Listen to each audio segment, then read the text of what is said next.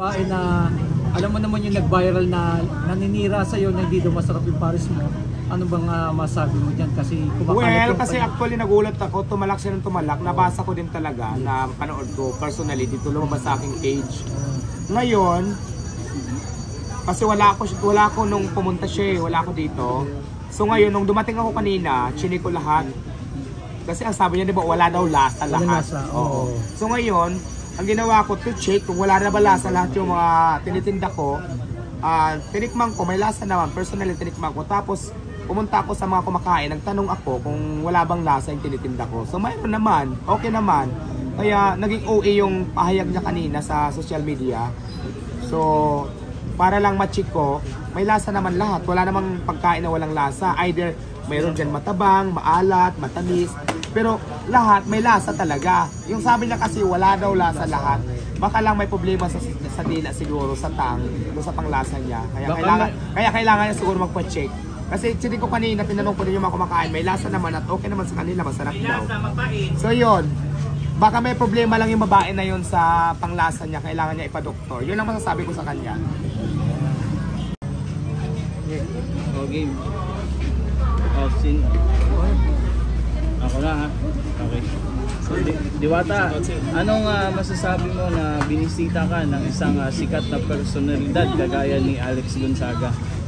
Ayan, di ba? Isang malaking karangalan niya para kay Diwata Paris Overload na pinupuntan tayo ng mga artista, mga politiko. Kasi alam niyo ba, hindi lang si Alex Gonzaga yung pumunta ngayon. May 4 na mayor ng Laguna na pumunta sa akin. Tapos bigyan pa ako ng, di ba, pera. So, na-appreciate ko yan, natutuwa ako dahil di ba sino ba ako para punta ng mga politiko at mga artista. So maraming salamat. Ang tawag po dyan, blessings. Lalo na si Miss Alex Gonzaga, nagbigay pa siya ng 50,000 para ipakain doon sa mga taong nakapila ngayon. Kung aabutin ng 50,000, bibigay natin yan. So maraming salamat. Isang malaking kalangalan niya sa akin na nakakatulong siya talaga. Bukod sa kumain sa pinuntahan tayo, nagbigay pa siya ng tulong doon sa mga pipila ng mahaba na pila na libre pakain worth 50,000. Di ba isang malaking ano yan? Na-appreciate ko lahat ng effort nila. Narinig ko kasi kanina na mag-a-apply daw siya sa Diwata Paris Overload. Ano yung ano mo doon? Masasabi mo kung okay ba yung performance niya? Okay na, napasado siya. Pasado sa akin. Pasok na siya bukas. Mag-umpisa na siya. Ay, walang artista sa akin, no? Walang apply dito, trabaho talaga. Char lang. Hindi, syempre, aiming niya lang yun. Aiming niya lang yun.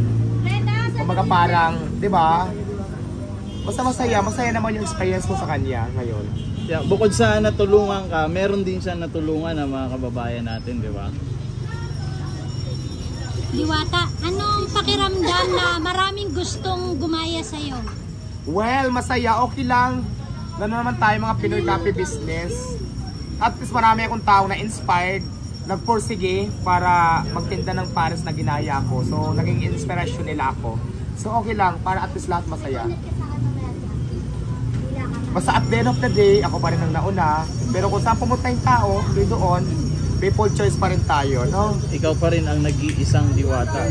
Diwata, kailan po kayo magtatayo ng brand sa Mindanao?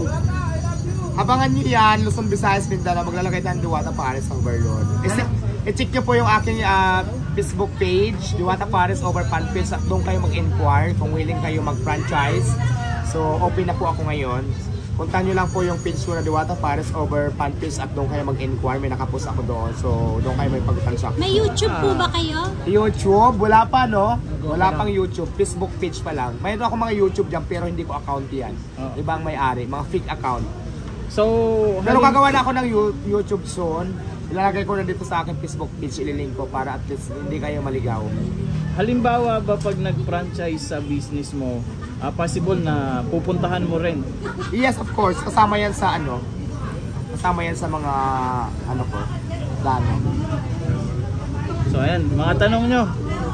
Diwata, isa na lang yung yung isang babae na alam mo naman yung nag-viral na naninira sa'yo na hindi daw masarap yung Paris mo. Ano bang masabi mo dyan? Kasi kasi actually nagulat ako, tumalak siya ng tumalak. Nabasa ko din talaga na panood ko personally dito lumabas sa aking page. Ngayon, kasi wala ako nung pumunta siya, wala ako dito. So ngayon, nung dumating ako kanina, chinik ko lahat. Kasi ang sabi niya, di ba, wala daw lasa Wala lahat. lasa, oo. So ngayon, ang ginawa ko to check kung wala na ba lasa lahat yung mga tinitinda ko. Tinikman ko, may lasa naman. Personally, tinikman ko. Tapos, pumunta ako sa mga kumakain. Nagtanong ako kung wala bang lasa yung tinitinda ko. So, mayroon naman. Okay naman. Kaya, naging OA yung pahayag niya kanina sa social media. So, para lang ma-check ko, may lasa naman lahat. Wala namang pagkain na walang lasa. Either mayroon dyan matabang, maalat, matamis. Pero lahat may lasa talaga. Yung sabi niya kasi wala daw lasa lahat. Baka lang may problema sa dila siguro, sa tang, sa panglasa niya.